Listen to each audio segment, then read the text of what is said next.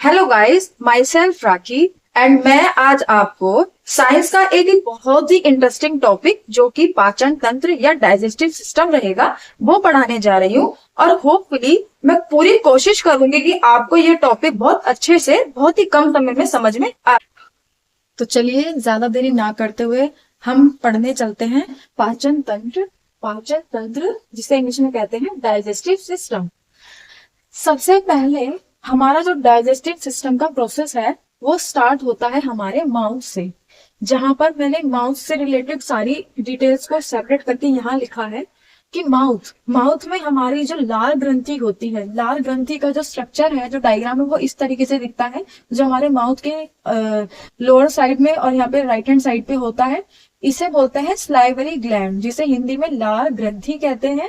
लार ग्रंथि से लार एंजाइम रिलीज होता है और ये लार एंजाइम रिलीज करने के बाद किस चीज का काम करता है मेरे प्यारे बच्चों? लार एंजाइम हमेशा कॉम्प्लेक्स कार्बोहाइड्रेट को सिंपल कार्बोहाइड्रेट में तोड़ देता है। यानी जो भी फूड हमने इंटेक करा, उस फूड को इंटेक करने के बाद में हमने हमारे लार ग्रंथि से निकलने वाला लार एंजाइम, जिसे एमाइलेज भी कहते हैं, ये कॉम्प्लेक्स कार्बोहाइड्रेट को यानी स्टार्च को तोड़कर फूड को सिंपल कार्बोहाइड्रेट में यानी शुगर में कन्वर्ट कर देता है। उसके बाद जो हमारा फूड है वो छोटे छोटे टुकड़ों में टूटकर फूड पाइप के माध्यम से होते हुए हमारे स्टमक यानी अमाशय में पहुंचता है। यानी फर्स्ट स्टेज क्लियर होने के बाद में हमारा जो फूड है वो हमारे सेकंड स्टेज यानी स्टमक पर आ जाता है। स्टमक में आने के बाद सबसे जो मेजर रोल निभाता है वो होता है HCl, जिसका फुल फॉर्म होता है हाइड्रोक्लोरिक एसिड। 1 नंबर में आपसे फुल फॉर्म पूछी जा सकती है कि HCl की फुल फॉर्म क्या होगी और इसका क्या नेचर होता है। इसका नेचर होता है ये एसिड होता है और दूसरा इसकी फुल फॉर्म होती है हाइड्रोक्लोरिक एसिड। उसके बाद इसकी पीएच वैल्यू भी कभी कभी पूछ लेता है, तो ये भी हमें पता होना चाहिए। तो पीएच वैल्यू रहती है इसकी 1.6। एंड इसके बाद हमें HCl का फंक्शन जानना है। तो HCl का जो फंक्शन है हमारा ये लिखा है कि ये फूड को एसिडिक एसिड में तोड़ने का काम करता है। तो क्यों जरूरत पड़ी HCl को एसिडिक एसिड में तोड़ने की? क्योंकि फूड जो कि हमारे माउथ में ही फर्स्ट स्टेज में कार्बोहाइड्रेट जो कॉम्प्लेक्स होता है वो सिंपल में टूट तो जाता है, बट उसके बावजूद भी फूड में बहुत सारी स्ट्रॉन्गनेस रहती है। तो उसको सॉफ्ट बनाने के लिए, उसको और क्लियरिटी देने के लिए, ताकि डाइजेशन इजीली हो सके, HCl का रोल ये रहता है कि फूड को वो एसिडिक एसिड में तोड़कर उसको बहुत ही कॉम्प्लेक्स इजी वे में आ सके। उसके बाद क्या होता है, स्टमक में HCl का रोल कंप्लीट होने के बाद में जो उसका सेकंड रोल रहता है वो रहता है हमारा पेप्सिन एमाइलेज का। अब इसका क्या काम होता है? तो मेरे प्यारे बच्चों, पेप्सिन एमाइलेज का काम ये रहता है फूड में से फूड के प्रोटीन को, यानी फूड में हमें जो भी न्यूट्रिशंस मिलते हैं, प्रोटीन मिलता है, फैट मिलता है ना, इन सब चीजों में जो होता है फूड के प्रोटीन को तोड़ने का काम करता है। प्रोटीन को तोड़ने का, ब्रेक करने का काम, तोड़ने का काम करता है। और प्रोटीन को तोड़ने के बाद मैं इसको रब करके आपको थोड़ा क्लियर से समझाती हूँ। जैसे हमारा जो ये प्रोटीन एमाइलेज है या फिर प्रोटीन, सॉरी माफ करना, पेप्सिन पेप्सिन एमाइलेज जिसे हम एंजाइम भी बोलते हैं, ये जो पेप्सिन एमाइलेज है प्रोटीन को अमीनो एसिड में तोड़ता है। अमीनो एसिड, जिस तरह हमारा जो HCl है फूड को एसिटिक एसिड में तोड़ता है, उसी तरह प्रोटीन पेप्सिन एमाइलेज है वो हमारे प्रोटीन फूड से मिलने वाले प्रोटीन को अमीनो एसिड में तोड़ देता है। उसके बाद जो नेक्स्ट स्टेज रहता है वो हमारा रहता है थर्ड स्टेज। और थर्ड स्टेज में सबसे ज्यादा हमें जो रोल निभाता है हमारे फूड को डाइजेस्ट करने में वो रहता है किसका? हमारे गॉल ब्लैडर, जिसको हम आप यहाँ देख सकते हो, ये है गॉल ब्लैडर। लीवर के जस्ट राइट साइड या अपर लोअर राइट साइड में आप मान सकते हो इसको, ये इस चीज से अटैच होता है गॉल ब्लैडर, जिसे हिंदी में कहते हैं पित्ताशय। तो गॉल ब्लैडर का क्या काम रहता है मेरे प्यारे बच्चों, इसको भी देख लेते हैं। गॉल ब्लैडर में होता क्या है कि बाइल जूस, आपने सुना होगा बाइल जूस, बाइल जूस जिसे हम कहते हैं पित्त रस। पित्त रस, अब ये जो पित्त रस है ना, पित्त रस को स्टोर का काम करता है। ये पित्त रस को स्टोर करने का काम, स्टोर करने का काम। अब अगर इसको स्टोर करने का काम ये करता है, तो इसको रिलीज कौन करता है? इसको रिलीज करने का काम करता है, हमारा फोर्थ स्टेज में आ जाता है लिवर। लिवर यानी यकृत। अब ये यकृत बहुत इंपॉर्टेंट है, क्यों? क्योंकि इसी में आपको मिलता है क्या, इसी में आपको मिलता है सबसे पहले ये देखते हैं कि पित्त रस को रिलीज करता है। पित्त रस यानी पित्त रस, bile juice, bile bile juice, इसे पित्त रस यानी बाइल जूस, इसको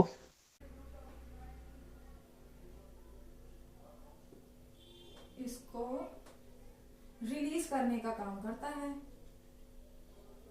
रिलीज करने का काम। अब रिलीज करने का काम तो कर दिया, इसमें से क्या निकला?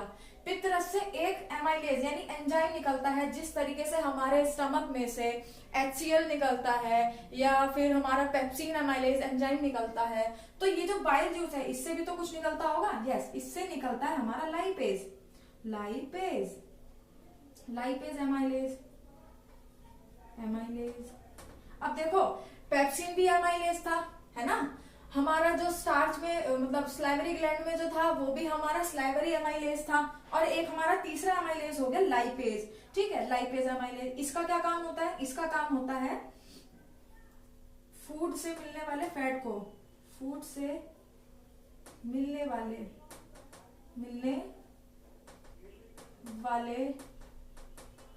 फैट को, फूड से मिलने वाले फैट को फैटी एसिड में तोड़ता है। फैटी एसिड में ब्रेक करता है, ब्रेक करता है। जैसे कि इसको देखो, मैं इसको यहाँ पे क्लियरिटी से लिख देती हूँ। जैसे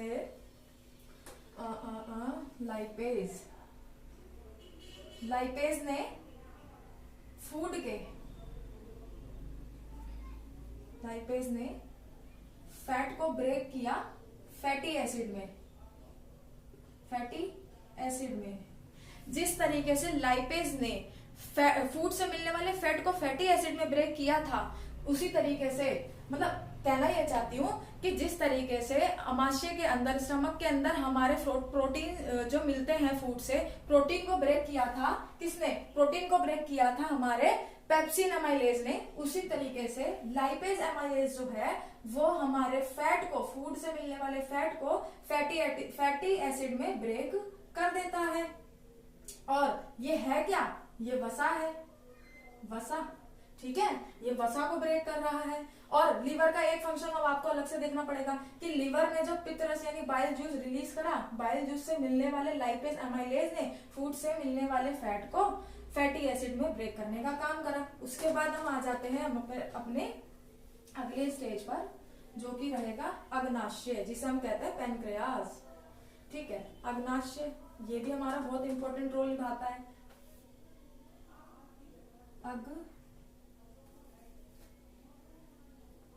अग्नाशय।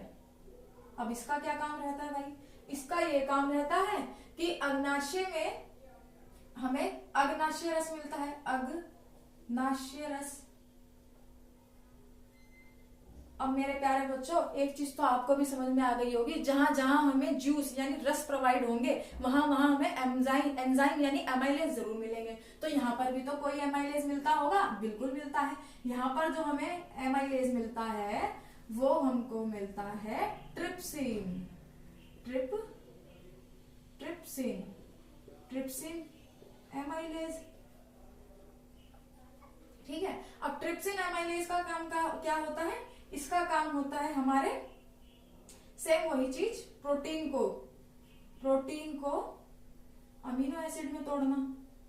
जिस तरह से स्टमक यानी अमाशय में मिलने वाला पेप्सिन एंड एमाइलेज जो था, एंजाइम तो था, प्रोटीन को अमीनो एसिड में तोड़ता था, इसी तरीके से ट्रिप्सिन भी, जिस तरीके से पेप्सिन है, पेप्सिन यानी सिन, ऐसे ही यहाँ पे ये वाला ट्रिप्सिन का सिन एमाइलेज। ट्रिक है ये याद करने की, जितने भी एमाइलेज में सिन लगे होंगे वो प्रोटीन को ब्रेक करेंगे अमीनो एसिड में। इसको लास्ट में मैं ब्रीफ करके भी समझा दूंगी, फिलहाल के लिए भी ये समझिए कि प्रोटीन को अमीनो एसिड में ब्रेक करता है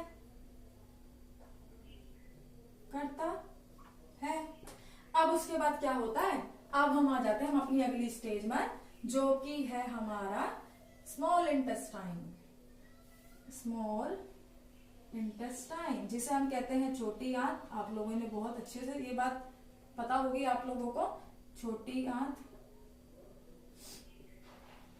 अब छोटी आंत का क्या रोल रहता है भाई, देखिए हमने माउथ से अपनी जर्नी स्टार्ट करी थी फूड डाइजेशन की। माउथ में ही हमारा फर्स्ट स्टेज में हमारा कार्बोहाइड्रेट कॉम्प्लेक्स वाला सिंपल में टूट जाता है, फूड पाइप के जरिए स्टमक में सेकंड स्टेज में आता है, वहां पर HCl उसको अमीनो एसिड एसिटिक एसिड में तोड़ देता है। पेप्सिन जो हमारा एंजाइम होता है, एमाइलेज होता है, वो प्रोटीन को तोड़ के अमीनो एसिड में बदल देता है। उसके बाद हम आ जाते हैं अपने पिताशय में मिलने वाला बाइल जूस, जिसे रिलीज करता है लिवर ने उसको क्या किया, लिवर ने उसको रिलीज करने के बाद में बाइल जूस से निकलने वाला लाइपेज ने फैट को फैटी एसिड में तोड़ दिया। फिर हम आ गए अपने अग्नाशय रस में। अग्नाशय यानी यहाँ पर होता है हमारा, जैसे ये हमारा स्टमक है तो स्टमक के ठीक लोअर साइड पे होता है, लोअर साइड में जो हमारा अग्नाशय होता है, अग्नाशय से मिलने वाला अग्नाशय रस, उसी के नाम से रिलेटेड है, ये सेम है, कोऑर्डिनेट करता है। तो अग्नाशय रस में मिलने वाला जो एमाइलेज होता है वो होता है हमारा ट्रिप्सिन हमारा किस काम करता है, वही सेम चीज की प्रोटीन को तोड़ने का काम करता है, प्रोटीन को तोड़ के अमीनो एसिड में बदल देता है। उसके बाद आ जाते हैं हम अपने स्मॉल इंटेस्टाइन। आपको पता होगा अंदर वाली स्मॉल होती है, बाहर वाली बिग होती है यानी लार्ज होती है। अब उसके बाद में जब हम अपने स्मॉल इंटेस्टाइन में आ जाते हैं तो सबसे जो लास्ट की स्टेज होती है फूड डाइजेशन की, ऑल ओवर कॉम्प्लेक्स जितना भी होता है, जो भी कुछ होता है वो सब हमारा स्मॉल इंटेस्टाइन में डाइजेस्ट हो जाता है। तो यानी यहाँ पर हम सिर्फ इतना जानेंगे कि यहाँ पर फूड का 99%, अभी बताऊंगी ये 100% क्यों नहीं है, क्योंकि 1% रह जाता है वो लार्ज इंटेस्टाइन के लिए। यहाँ पर फूड का 99% फूड डाइजेशन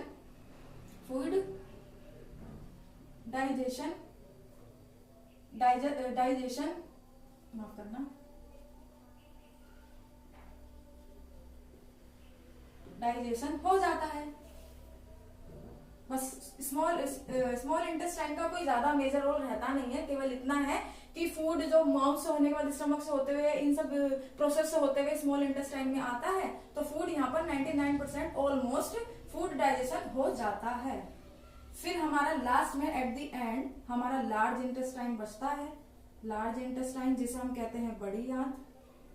और बड़ी आंत में जाके ये जो फूड का 99% है ना मेरे प्यारे बच्चों, यही फूड का 99% का जो 1% बचता है, 1%, ये 1% एक्चुअल में होता कुछ नहीं है, क्योंकि फूड ऑलरेडी ही इतना ज्यादा छोटे छोटे कण यानी पिगमेंट्स में टूट जाता है ना, रहता क्या एंड में कुछ नहीं बचता। इस फूड में केवल लिक्विड बचता है। क्या बचता है बेटा? लिक्विड बचता है। अब इस लिक्विड को क्या करेंगे, इस लिक्विड में भी एक होता है यूजफुल, एक होता है यूजफुल और एक होता है वेस्टीज, ठीक है, एक होता है वेस्टीज। अब अगर ये वेस्टीज और यूजफुल है तो इस यूजफुल में क्या करना होगा हमको, इस यूजफुल का ही 1%, इस पूरे 1% का जो यूजफुल वाला पार्ट होगा, यही हमारा लार्ज इंटेस्टाइन लेकर के इसको प्रॉपरली पर्टिकुलरली अच्छी तरीके से डाइजेस्ट कर देता है। जो भी यूजफुल चीजें होती है वो अपने अंदर एब्जॉर्व करता है, ये रहा लार्ज इंटेस्टाइन एब्जॉर्व करता है। और उसके बाद में एंड में फिर हमारा ये होता है एनस, ये हमारी एनस की पोजीशन है, ये होता है हमारा रेक्टम, और यहाँ से एनस से होते हुए फिर लास्ट में रेक्टम से होते हुए हमारा वेस्टेज मटेरियल बाहर निकल जाता है। और इस तरीके से हमारा फूड डाइजेशन का प्रोसेस कंप्लीट होता है। लेकिन मैं आपको एक अलग से ब्रीफ समरी बताना चाहूंगी, किसकी? एमाइलेज यानी एंजाइम की, जो कि आपको समझना बहुत ही ज्यादा जरूरी है। या तो आप उसे कह सकते हो कि मैं उसको ट्रिक बना के समझा रही हूँ, या फिर आप ये कह सकते हो कि मैं ब्रीफ समरी कह के आपके माइंड में इसको एकदम सेट करना चाहती हूँ ताकि आप कभी लाइफ में भूले ना। हम पढ़ रहे हैं ब्रीफ समरी ऑफ किसकी? एमाइलेज की। एमाइलेज जिसे हम एंजाइम भी बोल सकते हैं, एंजाइम।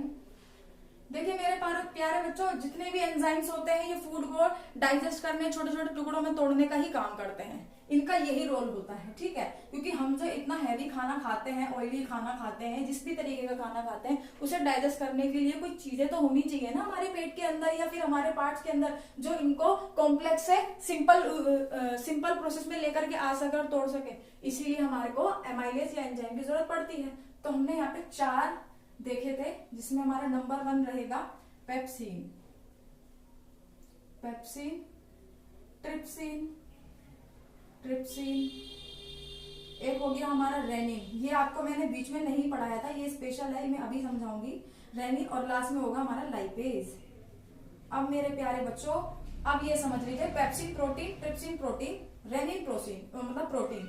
अब ये तीनों जो होंगे ऊपर वाले, ये प्रोटीन को डाइजेस्ट करेंगे, प्रोटीन को ब्रेक या डाइजेस्ट करेंगे, ब्रेक करते हैं, ठीक है। कैसे पहचानना ट्रिक, सिन और इन, मतलब सिन तो नहीं है बट है तो इन ना, मतलब इसका जो रैंक है वो सेम है, इक्वल है, तो इस हिसाब से आप पहचान सकते हैं। जितने में भी सिन की आवाज आएगी वो सारे हमारे क्या होंगे, प्रोटीन को ब्रेक करेंगे। और एक लास्ट में बचता है लाइपेज, ये हमारा फैट को ब्रेक करेगा, फैट को ब्रेक करेगा, ब्रेक करेगा। और इस तरीके से हमारा फूड डाइजेशन का जो ये प्रॉपर प्रोसेस है कंप्लीट होता है। तो होपफुली आपको मेरा ये वीडियो जो मैं आपको समझाने की कोशिश कर रही हूँ इस टॉपिक के माध्यम से आपको क्लियर हुआ होगा।